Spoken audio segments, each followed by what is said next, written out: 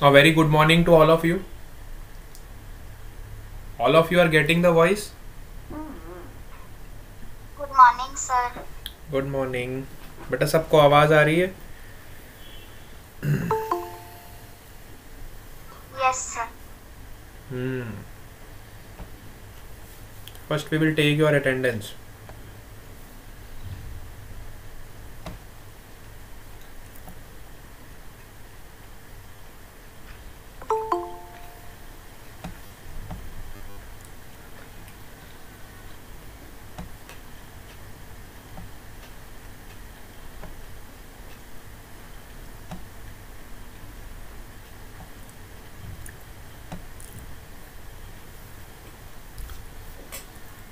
So today is 21, right? 21st December.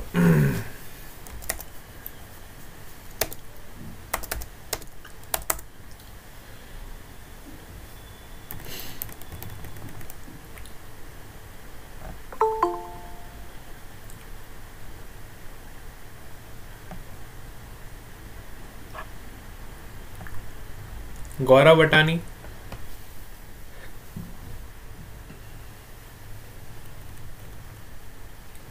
Jiya Patel, Devansh Vora, present sir. Vraj Gamit,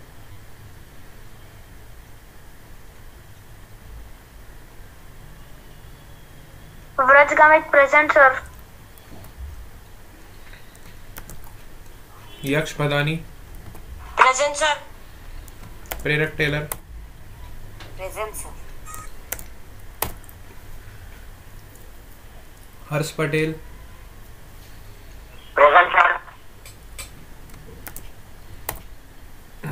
Chaudhary Daksh, present sir. Elvina Vasava, present sir.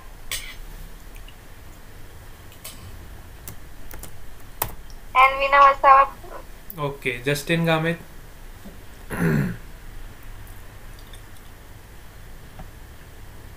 व्रजगामित present sir.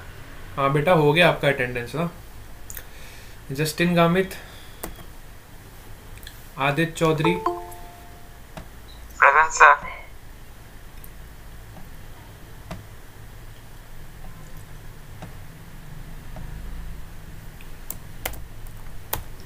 Tanvi Parmar, present sir.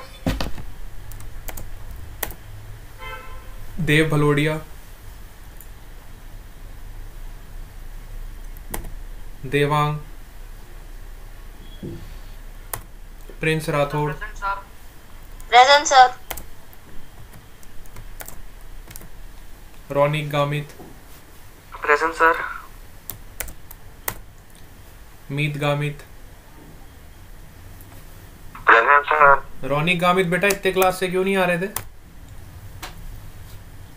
Wishes Patel, present sir. Naiti Chaudhari, Dhvani Chaudhari, present sir. Nandini, Nidiksha, present sir. Preet Patel,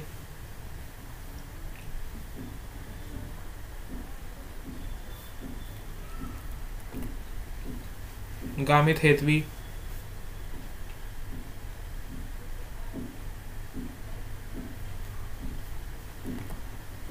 Veda Dhimar, Tanvi Chaudhari, present sir. और कोई रह गया बेटा? Yes sir. क्या नाम है? प्रियांशु जरीवाला। आपका नाम नहीं है लिस्ट में? नहीं है सर। तो बेटा इतने क्लास से क्यों नहीं आ रहे? सर प्रॉब्लम था। क्या प्रॉब्लम था?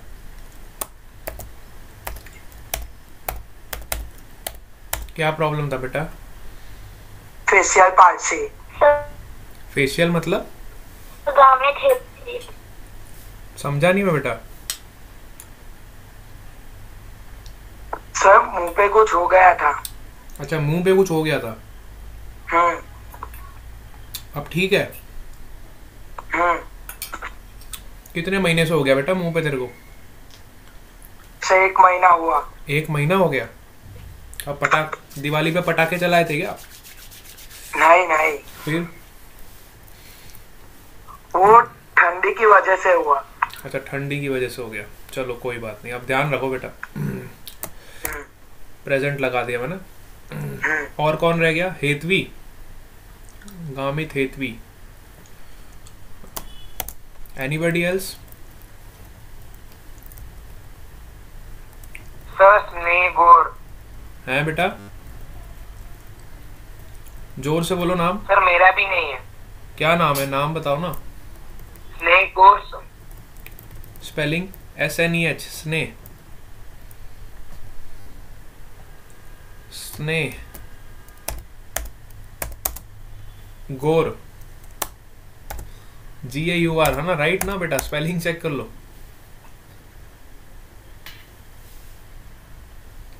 No sir, GOR। अच्छा, GOR। ओके। आप भी बेटा नहीं आ रहे? आपको क्या प्रॉब्लम थी? सर इन्फेक्शन हो गया था आंखों में। कहाँ पे इन्फेक्शन हो गया? रेटिना में। रेटिना में इन्फेक्शन हो गया। यस। लगता है वीडियो गेम बहुत खेला आपने बेटा। वीडियो गेम बहुत खेलते थे क्या? नहीं सर, क्योंकि मैं गेम ही नहीं खेलता। तो फिर कैसे हो गया? पता नहीं सर, टीवी और लाइव क्लास। टीवी की वजह से हो सकता है। क्लास में तो आप आते ही नहीं हो। सारा दोस्त फ्री फायर का सर। हैं बेटा? सर मैं YouTube से पढ़ लेता हूँ ना। फायर। अच्छा, तो ये प्रिंस राठौड़ क्या बोल रहा है? क्या बोल रहा है बेटा? सर वो फ्री फायर खेलता है इसलिए। क्रिकेट खेलता है? सर फ्री फायर बोल रहा है। अच्छा, फ्री फायर खेलता है। सर मैं नहीं खेलता अभी, बहुत पहले छोड़ दिया था। बेटा छोड़ दे गेम वगैरह, अभी आंखों का ध्यान रखो। पढ़ाई के लिए बचा के रखो बेटा। गेम में सारी आंखें थोड़ी खराब करनी है हमको। सर मैं तो पहले से छोड़ दिया हूँ, कब का? ये क्या बोल रहे हैं प्रिंस? चलो ठीक है, मैं तो आप लोगों की भलाई के लिए बोल रहा हूँ बेटा। पढ़ाई के लिए जितना अच्छा रखोगे अपनी बॉडी पार्ट्स को, उतना आपके लिए बेनिफिट है। आज हम नया चैप्टर शुरू कर लेंगे। हमने ग्रेविटेशन बेटा चैप्टर पूरा कवर कर दिया है ना?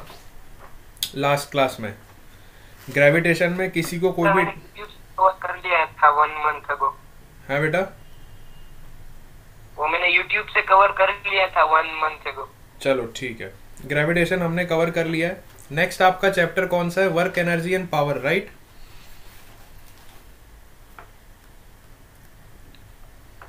राइट और रॉन्ग? किसी को पता ही नहीं है मेरे बुक का चैप्टर क्या है। चैप्टर का नाम पता है आपको अपनी बुक्स के?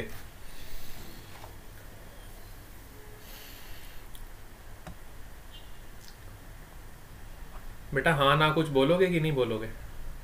या हमने आज मौन व्रत रखा हुआ है? आज तो हमारा मौन है। हम क्यों बोलेंगे सर? सर बोल रहे हैं, बोलते रहेंगे।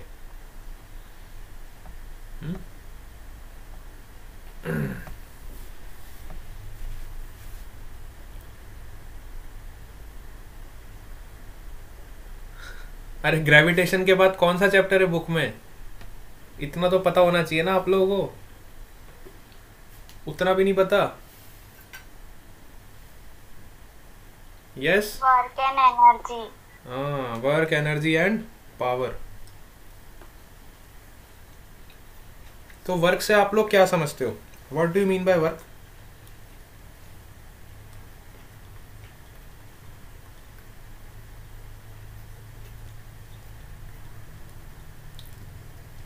What do you mean by work?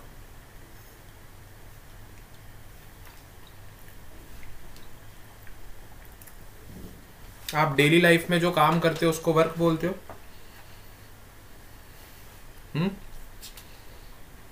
जैसे कि आपने कोई बुक रीड करी, you say that I am doing work. जैसे कि आपने कुछ खाना बनाया, कोई खाना बनाता है, सो यू से यू आर डूइंग वर्क। कई बार हम बाहर घूमने को जाते हैं, वॉकिंग करने, then also you can say I am doing work. कई बार आप अपना होमवर्क कर रहे होते हो, then also you said I am doing my work. क्या यही वर्क होता है फिजिक्स में भी? क्या इसी को हम वर्क बोलेंगे? क्या फिजिक्स में इसी को हम वर्क बोलते हैं?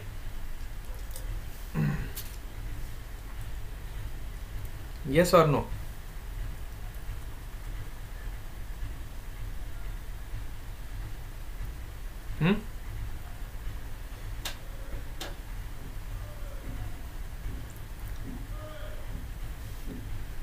देखो, ये आपका डे टू डे लाइफ का वर्क है। इसका मतलब ये नहीं है कि फिजिक्स का भी वर्क आपका यही हो। The work in physics is very very different from this work.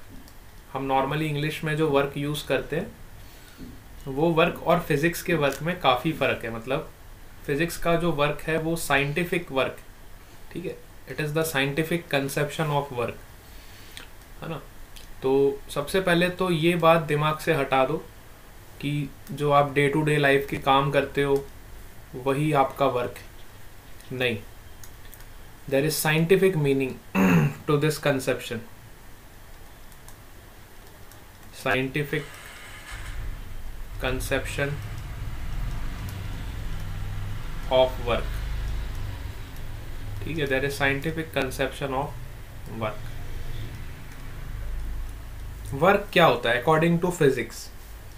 ठीक है, सपोज हमारे पास कोई ऑब्जेक्ट, ठीक है, और इस ऑब्जेक्ट पे हमने कुछ फोर्स लगाया। अब इस फोर्स की वजह से सपोज करो ये ऑब्जेक्ट कुछ आगे मूव कर गया, है ना। सपोज बॉडी आपकी कुछ आगे मूव कर गई, मतलब कुछ डिस्प्लेस हो गई।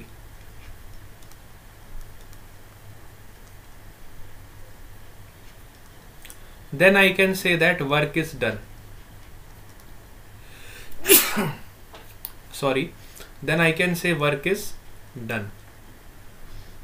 तो कभी भी आपको फिजिक्स में वर्क डन के बारे में पूछेंगे या फिर वर्क के बारे में पूछेंगे तो you must remember two condition, मतलब two condition must be satisfied for work. Number one is that, the first condition is that force must be acting on a body. अगर वर्क होना है तो उस बॉडी पे कुछ ना कुछ फोर्स लगना चाहिए। A force must be acting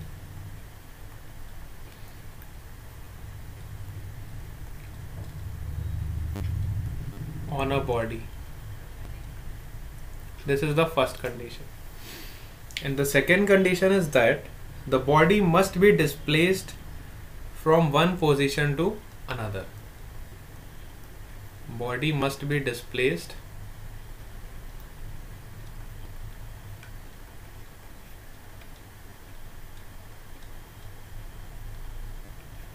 from one position to another. Then we can say work is done. If these two conditions are satisfied, then in physics we can say work is done. क्या आपको मेरी बात समझ आ रही? All of you are getting it? Yes. Yes, sir. है ना। तो physics का जो वर्क होता है वो इंग्लिश वाले वर्क से काफ़ी डिफरेंट होता है। फिजिक्स का जो वर्क होता है वो इंग्लिश के वर्क से काफ़ी डिफरेंट होता है। ठीक है। अब सपोज करो इसी ब्लॉक पे अगर मैं फोर्स इस तरह से लगाता, आपने डिफरेंट एग्जाम्पल्स अब डे टू डे लाइफ में देखे होंगे। अब मैं वर्क डन के कुछ एग्जाम्पल्स आपको बताऊंगा। जैसे कि आप सपोज करो किसी फुटबॉल को हिट करते हो, है ना। सपोज करो हमारे पास एक फुटबॉल, और उस फुटबॉल को अगर हम हिट करते हैं, है ना, तो हम फोर्स लगाते हैं इस फुटबॉल पे। हम अपने पैरों से कुछ फोर्स लगाते हैं इस फुटबॉल पे, जैसे हम इसको हिट करते हैं, ठीक है। और जब हम फोर्स लगाते हैं तो फुटबॉल क्या होता है, कुछ डिस्टेंस दूर चली जाती है, कुछ डिस्टेंस दूर ट्रैवल कर जाती है, और फाइनली यहाँ पे कहीं पहुंच जाएगी, सपोज करो, ठीक है। तो फुटबॉल पे आपने फोर्स लगाया और उस फुटबॉल का कुछ डिस्प्लेसमेंट हो गया। फुटबॉल पे आपने फोर्स लगाया और फुटबॉल का आपका कुछ डिस्प्लेसमेंट हो गया, तो मैं कह सकता हूँ ना कि यहाँ पे वर्क हुआ है। I can say work is done because both the conditions are satisfied, force is also applied and displacement is also produced, then I can say the work is done, ठीक है। सिमिलरली और example लेते हैं। Suppose करो हमारे पास एक block है ना, सपोज करो वी हैव वन ब्लॉक, ठीक है। अब इस ब्लॉक को हम ऊपर की तरफ लिफ्ट कर रहे हैं, है ना। इस ब्लॉक को हम लिफ्ट करके कुछ ऊपर की तरफ ले जाते हाइट पे। मैं थोड़ा छोटा सा ब्लॉक बना देता हूँ ताकि हम उसको इजीली देख सकें, है ना। सपोज करो हमारे पास एक ऐसा छोटा सा ब्लॉक है। अब इसको हम लिफ्ट करके ऊपर ले गए, है ना। इसको हम लिफ्ट करके ऐसे ऊपर की तरफ h हाइट पे ले गए,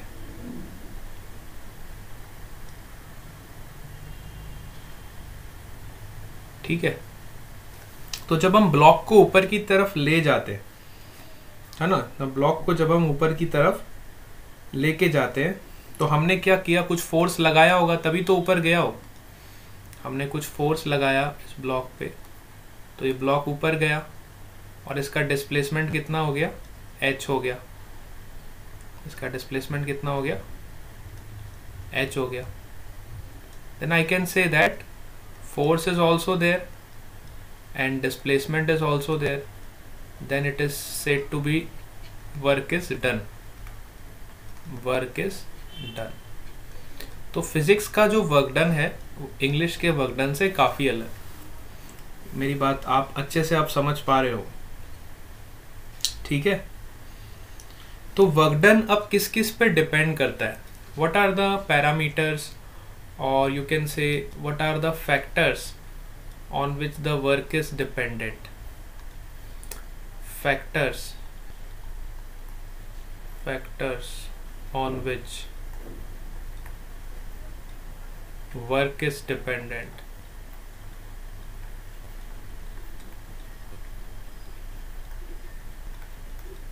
कौन कौन से फैक्टर पे हमारा जो वर्क है वो डिपेंड करता है। अब पहला जो फैक्टर है आपका, that is your magnitude of force. मतलब जितना ज्यादा हम फोर्स लगाएंगे उतना ज्यादा हमारा वर्क डन होगा, है ना। अभी सपोज करो ऊपर वाले एग्जाम्पल की अगर मैं बात करूं, तो अगर ये फोर्स का वैल्यू जितना ज़्यादा होगा तो उतना ज़्यादा मैं कह सकता हूँ ना मेरा वर्क डन हुआ, क्योंकि मैंने जितना ज़्यादा फोर्स लगाऊंगा उतना ज़्यादा वर्क प्रोड्यूस होगा, ठीक है। तो वर्क जो है दो पैरामीटर्स पे डिपेंड करता है। पहला जो है आपका फोर्स पे, means magnitude of force, and the second parameter is your distance travelled by the body. मतलब कितना डिस्टेंस आपकी बॉडी ट्रैवल कर रही है on the application of force. Second factor is distance traveled by the body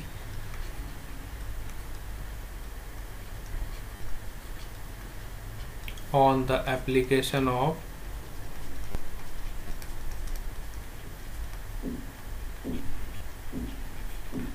force, on the application of force। ठीक है, उसी को हम क्या बोलते हैं, डिस्प्लेसमेंट।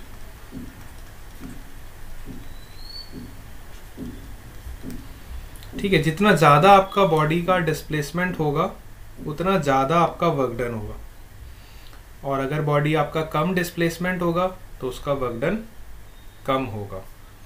बात समझ आई? तो हमने देखा कि वर्क डन दो कंडीशंस पे डिपेंड कर रहा है, दो फैक्टर्स पे, एक तो आपका डिस्प्लेसमेंट पे और दूसरा फोर्स पे। जितना ज़्यादा डिस्प्लेसमेंट होगा उतना ज़्यादा आपका वर्क होगा। तो from these two points I can say that, अगर इन दोनों पॉइंट्स को मैं कंबाइन करूँ तो मैं कह सकता हूँ कि work is directly proportional to the magnitude of force and work is directly proportional to the displacement. ठीक है, work is directly proportional to the magnitude of force and work is also directly proportional to the displacement. Am I correct?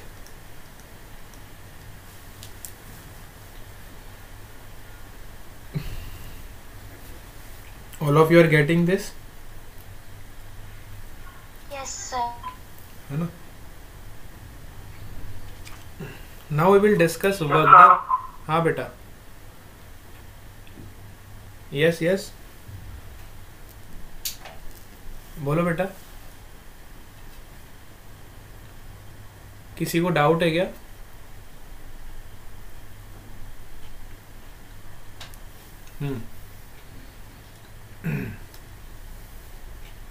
ये सबको समझ आ गया?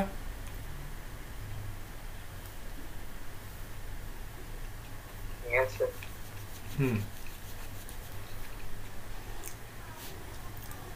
Now the next point is work done by a constant force.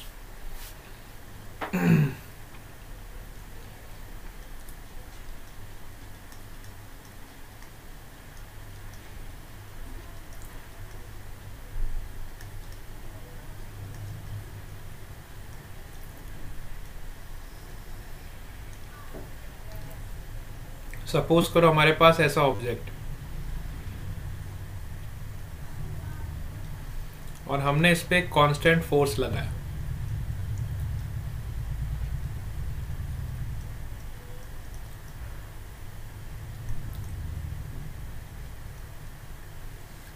ठीक है, इस पे हमने एक कांस्टेंट फोर्स लगाया। जैसे हम कांस्टेंट फोर्स लगाएंगे तो ये ऑब्जेक्ट आपका डिस्प्लेस होगा, जैसा अभी अभी हमने देखा। ये ऑब्जेक्ट आपका कुछ टाइम के बाद यहाँ से बढ़ के यहाँ पे पहुंच जाएगा। ठीक है, तो इसका कुछ डिस्प्लेसमेंट होगा। तो हम वर्क डन क्या लिखेंगे? Work done is defined as F into s, force into displacement. Work is defined as force into displacement.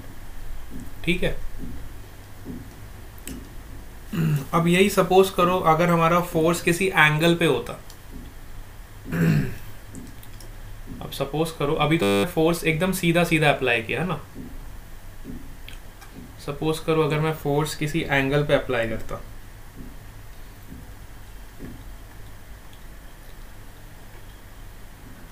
आप लोगों को ट्रिग्नोमेट्री आती है थोड़ी सी?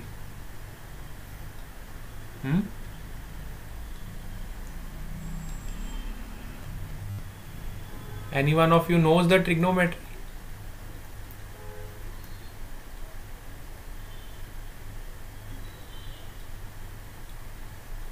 Yes?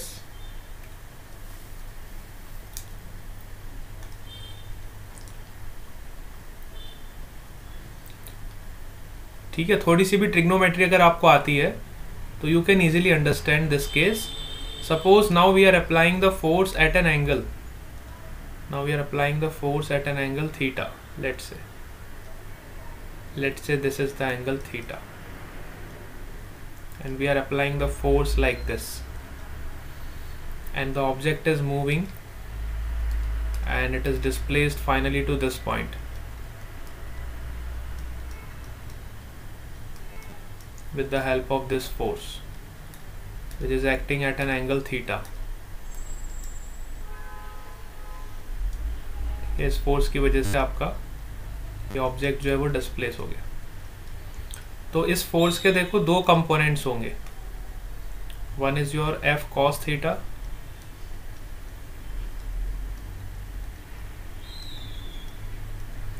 Another is your F sine theta.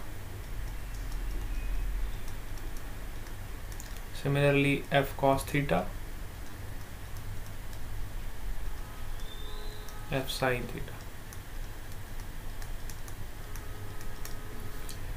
अब अगर मुझे वर्क डन को डिफाइन करना है तो मैं क्या लिखूंगा? सपोज करो डिस्प्लेसमेंट इज एस. नाउ आप मुझे बताओ इन दोनों में से कौन सा फोर्स, f cos थीटा या फिर f sin थीटा, कौन सा फोर्स है जो डिस्प्लेसमेंट क्रिएट कर रहा है? Which force is creating the displacement? Yes. इनमें से कौन से फोर्स की वजह से जो है हमारा डिस्प्लेसमेंट क्रिएट हो रहा है? Any one of you? F cos theta. Very good. F cos theta. So I will write down work as the force which is creating the displacement, which is F cos theta into S. ठीक है, तो work done की definition क्या हो गई हमारी? So this is the general definition of your work done. So यहाँ से आप लिख सकते हो work done is equal to F cos theta S, or you can write Fs cos theta, Fs cos theta. अच्छा, ऊपर वाले केस में हमारा क्या हो रहा था? अब मैं पहला वाला केस फिर से आपको बताता हूँ. जो फर्स्ट केस था यहाँ पे देखो हमारा थीटा क्या था. फर्स्ट वाले केस में देखो हमारा फोर्स ऐसे लग रहा था, है ना? तो थीटा क्या हो गया यहाँ पे? यहाँ पे थीटा का वैल्यू क्या हो गया?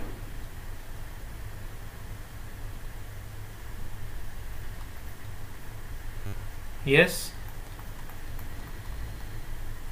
बेटा, पहले वाले केस में अगर मैं आपको थीटा का वैल्यू पूछूं तो थीटा का वैल्यू कितना होगा? नो, कॉस थीटा नहीं पूछ रहा हूं, I am asking about only theta. देखो नीचे जो हमारा फोर्स ऐसे लग रहा था किसी एंगल पे, हमारा फोर्स किसी एंगल पे लग रहा था ना सेकेंड वाले केस में, लेकिन अभी जो हमारा फोर्स है ऐसे हॉरिजॉन्टल लग रहा है. तो हॉरिजॉन्टल फोर्स के लिए आपका थीटा क्या हो? If the force is acting in horizontal direction then what is the value of theta? नहीं समझ पाए. देखो अभी पहले नीचे वाले केस में हमारा फोर्स कैसा लग रहा था, ये वाला केस फिर से देखो. देखो यहाँ पे हमारा फोर्स कैसा लग रहा था? थीटा एंगल पे लग रहा था. थीटा एंगल पे लग रहा था ना,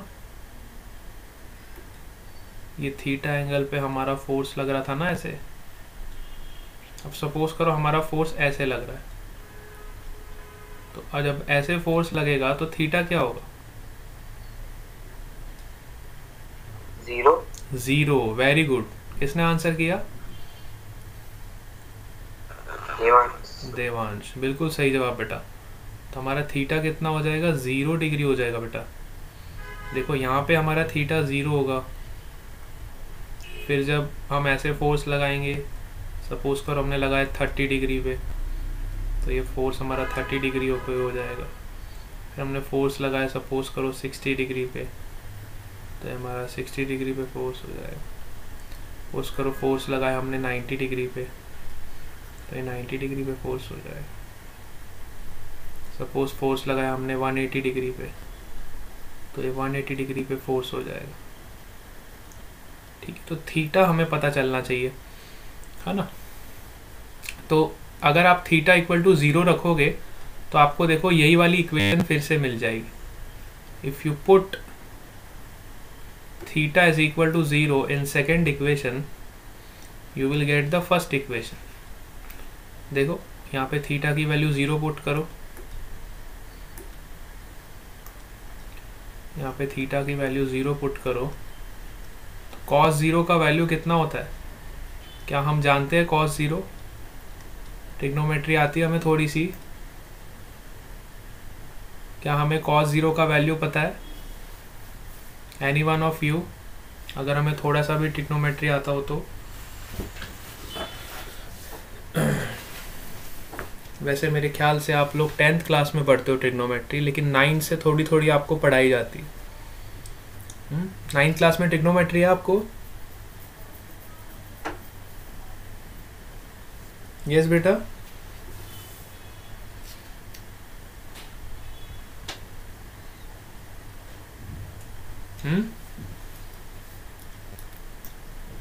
नहीं है तो चलो मैं बता देता हूँ।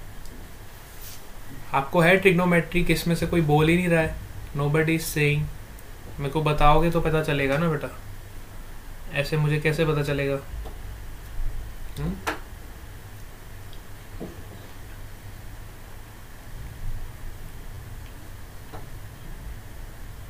Any one of you?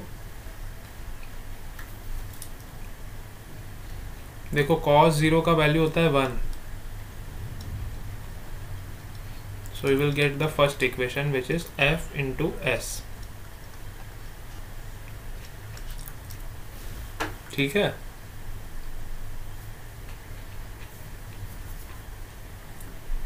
अब समझ आया? Yes sir. सिमिलरली मैं आपको बहुत सारी वैल्यूज बता रहा हूँ cos थीटा की, जो आपको, अगर आपको नहीं पता तो आप याद रख सकते हो। जैसे कि cos थीटा, थीटा की वैल्यू लिख रहा हूँ पहले, 0, 30, 60, 90, 120, 180। Now cos theta, cos 0 is 1, cos 30 is √3/2, cos 60 is 1/2, cos 90 is 0, cos 120 is -1/2, cos 180 is -1।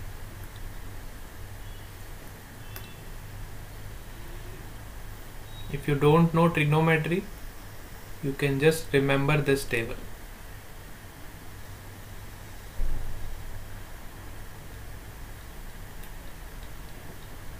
Getting it? अब हम इसका यूज कैसे करेंगे? देखो, सपोज करो अब हमें फोर्स दिया हुआ है at an angle of, suppose करो 60 डिग्री, और फोर्स का वैल्यू है 5 newton and displacement is given 4 metres. तो वर्क डन क्या हो जाएगा?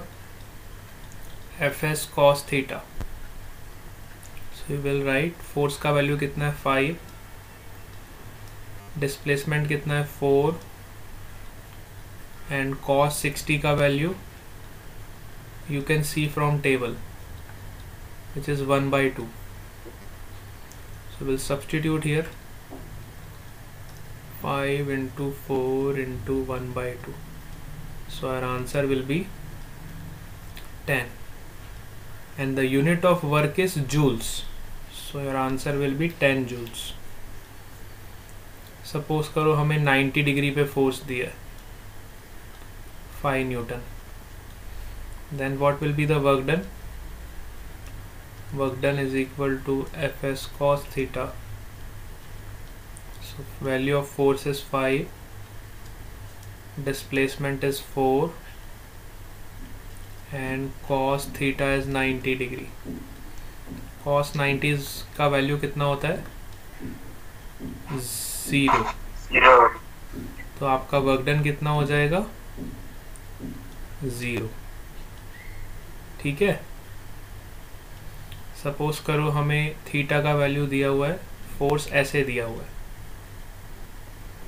180 डिग्री पे, then what will be the work done? Again work done is equal to Fs cos theta. So you can write force का value है 5, S का value है 4. If theta is 180 degree, so we will write cos 180. cos 180 का value कितना होगा बेटा? यहाँ से देखो टेबल से, -1. So you will write 5 into 4 into -1. Your answer will be -20 joules. So यहाँ से हमें पता चला कि वर्क डन में B positive,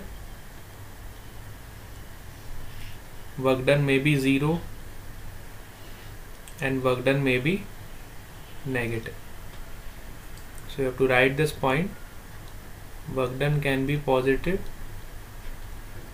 work done can be negative, and work done can be 0. And remember this table. This table is very important for the numerical calculation. समझ आया बेटा? Yes, sir. है ना? आज हम क्लास को यहीं पे एंड कर रहे हैं। तब तक आप इसको अच्छे से नोट्स बनाओगे और कल हम इस पे न्यूमेरिकल प्रैक्टिस करेंगे। ठीक है बेटा? Okay, sir. Bye bye to all of you. Bye, sir. Bye, sir.